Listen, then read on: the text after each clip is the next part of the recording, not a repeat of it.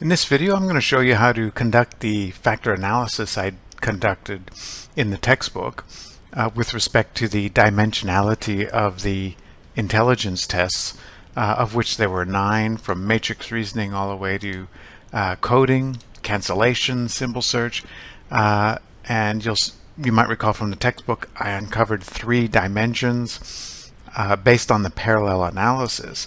And so now I'm going to actually conduct the factor analysis, knowing that I should extract 3 dimensions. So click on Analyze, Dimension Reduction Factor, and then place the variables of interest into the variables box. So you can do it one at a time, or click Shift and highlight them all and put them all in at the same time. And then you can go into descriptives. I like to see the coefficients. You want to see KMO, Bartlett's test of sphericity. You might want to see the reproduced correlations as well. That's probably the only thing I tend to look at when I conduct a factor analysis, probably 90% of the time. Click on Continue, and then click on Extraction. And we want to use not principal components, but we want to use maximum likelihood estimation. This is principal axis factoring, another good option, but I'm going to use maximum likelihood in this case.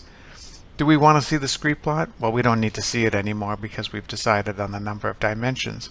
But we do want to fix the number of factors, because the default in SPSS is to just use eigenvalues greater than 1. And I don't want that. I want to make sure that 3 dimensions are extracted. And the maximum iterations convergence is 25. Sometimes when you run the analysis, it won't converge. And so then you need to increase this number to, say, 50 or 100. Usually, when your solution doesn't converge with 25 iterations, there's probably something wrong with it. So there's something wrong with your data. There's multicollinearity or something like that, but not necessarily always the case. So click Continue. And then we want to rotate the solution. I talked about direct Obermann and Promax as options in SPSS, and these are 2 good options that you can use. I'm going to stick with direct Obermann for now and click Continue. And then I'm going to click on Options, and I always sort the factor loadings based on size. I never suppress small coefficients. I always want to see exactly what the factor loadings are for all the variables across all factors. And then click Continue. And then you click on OK, and SPSS will conduct the analysis. The first table is the correlation matrix between all, that represents the correlations between all the variables. So matrix reasoning and figure weights, 0.55 correlation, for example. A lot of largish positive correlations, some smaller, like letter number sequencing and cancellation, only 0.11 correlation, but still positive correlations that are good to see, or whether positive or negative, just correlations that are big enough to suggest we should do a factor analysis on these data. KMO Bartlett's test, the KMO sampling adequacy indicator is 0.847, which is much larger than the 0.65 that I recommend as a minimum expectation in the textbook. And Bartlett's test of sphericity, no surprise, statistically significant, telling us that there's at least 1 correlation between the variables that's statistically significant. Not very interesting. We have the communalities in the table here. I talk about wanting to see communalities that suggest that there's a decent percentage of variance from each variable being contributed to the factor analysis.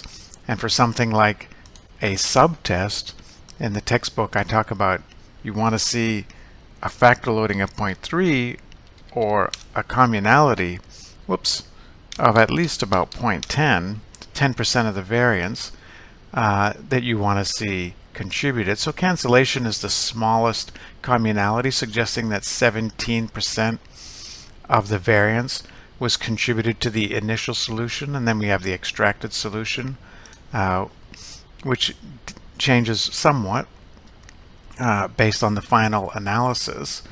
So we get very good extraction. At least 10% of the variance is being contributed. 18 is the lowest here for cancellation, and we're happy with that. Total variance explained.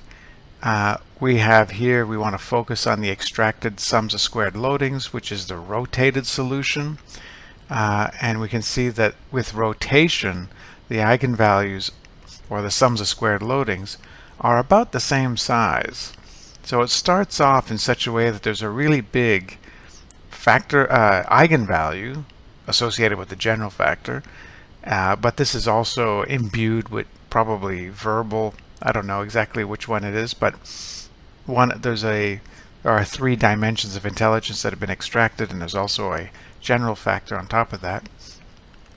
The total variance accounted for in this solution is 57.36%. So cumulatively across all 3 dimensions, we're accounting for a little more than half of the variance. And rotated sums of squared loadings are all about the same size, suggesting that within the rotated solution, the factors are about equally strong. And these are the extracted sums of squared loadings for the 3 dimensions that were extracted. 2 of them are lower than 1.0, and so based on the old rule of 1.0 and greater, you extract, and less than that you don't. This would suggest we shouldn't extract these dimensions, which would be definitely wrong. And then each factor has its own percentage of variance accounted for: 42, 9, and 6. Unfortunately, these aren't the rotated solutions. So the first factor, which is somewhere between a general factor and some other specific variance, is 42%. So it's not very clean to interpret it that way, but you would report it for the purpose of thoroughness. Here's the factor matrix, which is not rotated. I would not recommend interpreting this factor solution. I can't see much benefit to doing so, but if you had to, you'd say, well, there's one general factor, and then there's a factor here that looks like it's processing speed, with these loadings being bigger for those variables, and then this one here is a bit of a mess. Probably fluid intelligence, if I had to say, but it's really almost uninterpretable. The goodness of fit test I don't talk about much at this point in the textbook, but you can use this information if you want to do close fit index approaches to evaluating the number of dimensions to extract. I won't talk about much about this anymore, except to say that it's not statistically significant, and that would imply that there's nothing left in the correlation matrix, in the residual correlation matrix, that would be statistically significant. So once the 3 factors are extracted from the data, all that common variance between the variables is in the 3 factors extracted, the residual correlation matrix has almost nothing left in it. These are all really small correlations, and that's what you want to see in the residual. You can see here it says residual. This is a residual correlation matrix. We want the correlations to be less than, say, 0.06, 0.07. I mean, ideally they're even smaller, but a 0.06, 0.07 correlation is really quite small. Anything above 0.10 is starting to look like, well, it is on the small side, but why is it still left in the residual correlation matrix? There could be something to account there. Not sure. Certainly 0.2s and 0.3s, that's definitely bad. The pattern matrix is the main matrix that you want to focus on in a factor analysis for the purposes of interpretation when you extract 2 or more factors and there's a good reason to think that they're correlated with each other. You want to focus on the pattern matrix. And in this case here, the first factor is defined by the largest loadings, which correspond to 0.93, 0.587, 0.557, and that's letter number sequencing, digit span, and digit span sequencing. So I would say that that's a memory span factor. All these tests measure memory span. Then for the second factor, the largest loadings, it's very clear. Coding, simple search, cancellation. This is processing speed. So this was memory span. The second dimension is defined by subtests that measure processing speed. So that is a processing speed factor. And then the third one, visual puzzles, matrix reasoning, figure weights. They got big loadings here, 0.907, 0.64, 0.55. So this is a fluid intelligence dimension, and all the other loadings are quite small. Now I didn't suppress the small loadings, had I pressed yes to press anything less than, say, 0.10, a lot of these cells would be empty. I'd rather see what's going on exactly. And so we can see that there's very clean, simple structure as I described it in the textbook taking place, because each variable included in the analysis has only one large factor loading on one factor and no other large loadings on the other factors. Maybe the only one that there's an exception is figure weights, where it's got a good size loading on the fluid intelligence factor, but then it also shows up 0.2 on memory span, which is interesting. So maybe the figure weights has a bit of a memory component to it in order to solve correctly, whereas visual puzzles and matrix reasoning don't seem to have that sort of relationship based on these data, which is only 200 people. It's not a huge sample size for the purpose of this sort of analysis. The structure matrix, as I describe in the textbook, represents the correlation between each variable and the factor. In this case, all the correlations are positive and non-trivial. And that's because there's a general factor in the data. All the variables are intercorrelated with each other positively. In comparison to the structure matrix, the pattern matrix represents, as I discussed in the textbook, they're closer to beta weights. So they represent unique effects, unique contributions to each dimension. The structure matrix is just correlations. I much prefer the pattern matrix, but some people, like say Bruce Thompson, say, well, you should also look at the structure matrix.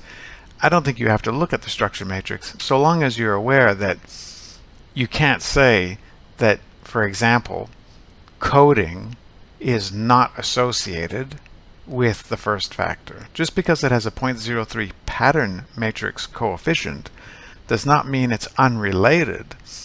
It means that it didn't contribute unique variance. The actual correlation between coding and this first factor of memory span is 0.375, which is not trivial. So be sure to be mindful of the difference between a unique effect like a beta weight and a correlation in the structure matrix. The final element of the output is the correlation matrix between the dimensions or factors. And so we've got factor 1, which is memory span, and that correlated 0.44 with the second factor, which is processing speed. So you have to look back up here to know what you're looking at in terms of correlations. And then we have a correlation of 0.587 between memory span and the third factor, which is fluid intelligence, 0.587. And then finally we've got processing speed and fluid intelligence correlated at 0.538. So we have positive correlations between all three factors.